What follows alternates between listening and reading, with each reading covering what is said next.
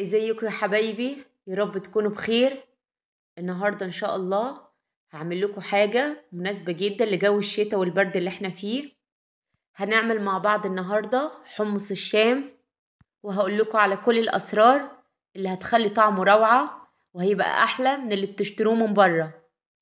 قبل ما نبدا الفيديو ياريت ما تنسوش تدعموني وتعملوا لايك، واللي لسه ما اشتركش في قناتي لحد دلوقتي يشرفني ويشترك في القناه. قبل ما نشوف المقادير هنتعرف سريعا على فوائد الحمص.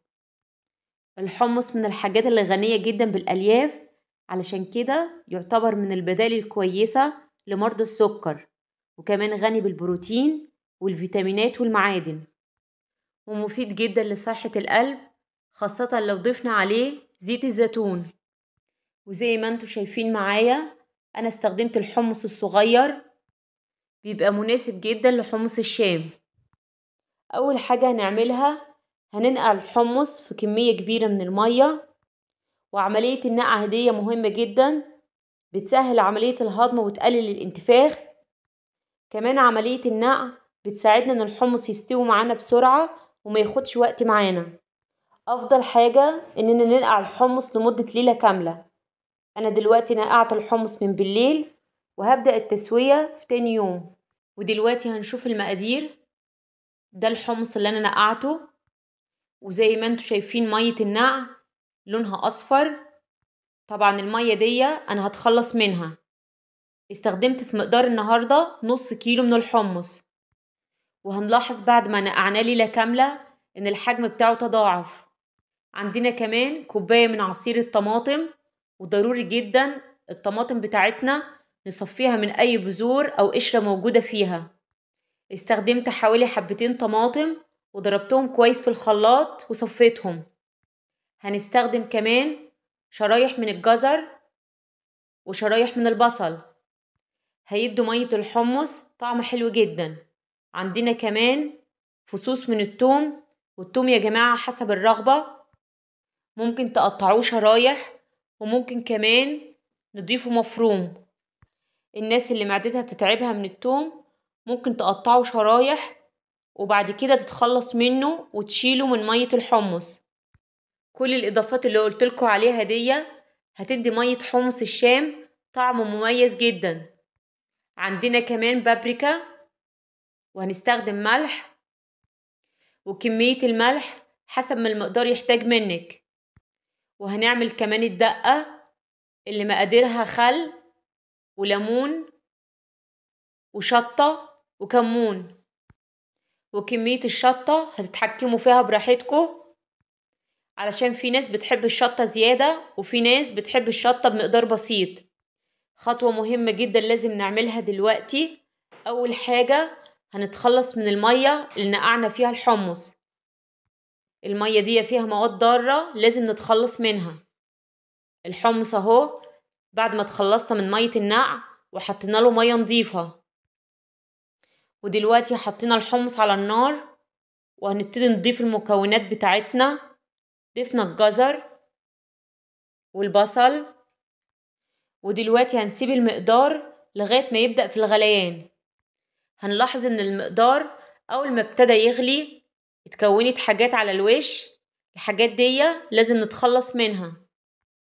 هنشيلها اول باول زي ما انتوا شايفين، علشان عاوزين المية بتاعت حمص الشام يا جماعة تبقى نقية كده ويبقى لونها جميل. وياريت ما نشيلش معاها البصل والجزر دلوقتي، احنا هنشيلهم مش محتاجينهم. بس لازم الاول نتأكد ان الحمص استوى قبل ما نشيلهم. تفاصيل صغيرة لكن صدقوني لو التزمتوا بيها هتديكوا نتيجة ممتازة. بعد ما نشيل الحاجات اللي على الوش هنغطي المقدار ونسيبه علشان يبدأ في التسوية. بعد ربع ساعة هشوف الحمص خلاص هو دخل في عملية التسوية. دلوقتي هتأكد منه. الحمص استوى يا جماعة نص سوا. خلاص في المرحلة دي أنا هبتدي أضيف الحاجات التانية. هضيف كوباية من عصير الطماطم، وزي ما اتفقنا الطماطم بتاعتنا متصفية كويس من أي قشرة أو بذور موجودة فيها، وهنسيبها تغلي كويس مع الحمص. في حاجة كمان لازم نضيفها دلوقتي، هنضيف الثوم المفروم وهنقلبه كويس مع المقدار، وهنسيب الحمص يكمل التسوية. مش هياخد وقت كبير علشان عملية النقع اللي قلتلكوا عليها بتسرع من التسوية بتاعته. بعد ما عدت ربع ساعة كمان، دلوقتي هشيل شرايح الجزر وشرايح البصل اللي أنا ضفتهم في الأول. خلاص كده دورهم انتهى، أخدت منهم الطعم اللي أنا عاوزاه. في ناس بتحب تبشر البصل والجزر، لكن أنا جربت الطريقة دي أفضل طريقة. وخلاص الحاجات دي هنتخلص منها، وهنبتدي نضيف المكونات الباقية. هنضيف الملح، وكمية الملح هنظبطها حسب ما المقدار يحتاج مننا. يعني هندوق ونشوف لو محتاج ملح تاني نحط ملح تاني. هنضيف كمان البابريكا بتدي لون جميل جدا لحمص الشام. هنقلب المقدار كويس، وقبل ما نطفي النار لازم نتأكد ان الحمص استوى. هنمسكه بين ايدينا، خلاص كده اتأكدنا انه استوى. بس نخلي بالنا يا جماعة، الحمص منسيبهوش لغاية ما يتهري، لازم برضو يبقى ماسك نفسه. ودلوقتي هنجهز الدقة، وعلشان نجهزها هناخد شوية من مية زي ما انتوا شايفين. ناخد الجزء اللي احنا عاوزينه. مية الحمص دي طعمها جميل جدا، هنضيف لها شوية حاجات وهنعمل منها أحلى دقة. ودلوقتي هنجهزها مع بعض. عندنا المية بتاعت الحمص، عندنا كمان خل وليمون وشطة وكمون. هنحط الكمون وهنضيف كمان الشطة حسب الرغبة، هتضيفوا الكمية اللي انتوا عاوزينها.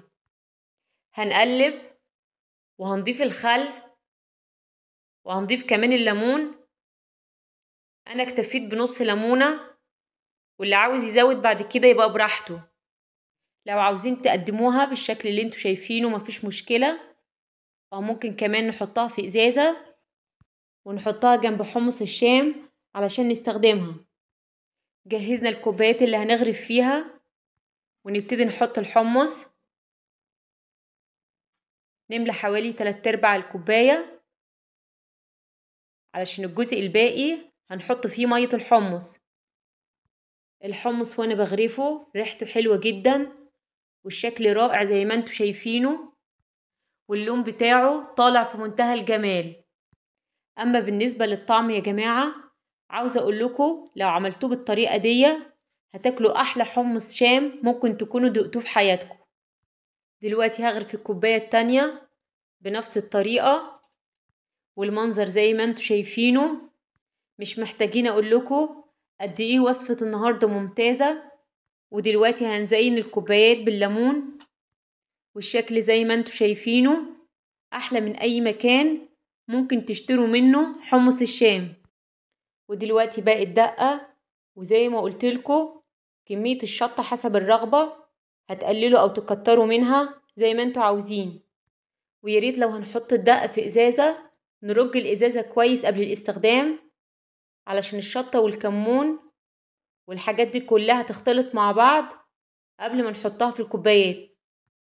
اتمنى تكون وصفة النهاردة نالت اعجابكم، وتقوموا تجربوها في البرد اللي احنا فيه دلوقتي، وان شاء الله هتلاقوه مشروب حلو جدا، ومن افضل المشروبات اللي بتدفي في فصل الشتاء. مستنية تعليقاتكم الحلوة، وياريت كل اللي شافني واتفرج عليا يضغط لايك علشان يرفع المشاهدات. شكرا يا حبايبي لدعمكم.